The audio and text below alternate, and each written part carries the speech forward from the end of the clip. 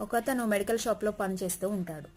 అయితే అతను shop close చేసే టైంకి ఒక పిల్లాడు పరిగెత్తుకుంటూ వచ్చి, మా అమ్మకి చాలా దగ్గుగా ఉంది, ఒక సిరప్ ఇవ్వండి తగ్గిపోవడానికి అని అడుగుతాడు. అయితే ఇంటికి వెళ్ళే హడావిడిలో ఉన్నటువంటి ఆ మెడికల్ షాప్ అతను అక్కడ ఉన్న సిరప్ తీసి ఇచ్చేస్తాడు.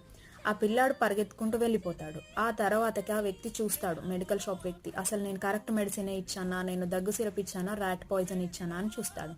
అయితే అది ర్యాట్ పాయిజన్ ఇచ్చాడు అతను హడావిడిలో.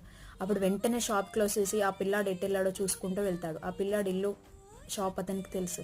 వెళ్ళేటప్పుడు ఒక్కటే కోరుకుంటాడు, దేవుడా ప్లీజ్ ప్లీజ్ ప్లీజ్ అసలు ఆ వ్యక్తికి ఏమి కాకూడదు, అసలు ఆ ర్యాట్ పాయిజన్ వాళ్ళు అసలు తినకూడదు, తాగకూడదు, ఏమి కాకూడదు, నేను ఈ విషయం చెప్పినాక వాళ్ళని తిట్టినా సరే వాళ్ళకి ఏమీ కాకూడదు అని కోరుకుంటూ వెళ్తాడు. అయితే వెళ్ళేటప్పుడు ఆ పిల్లాడు కింద పడిపోయి ఆ మెడిసిన్ అనేది పగిలిపోతుంది.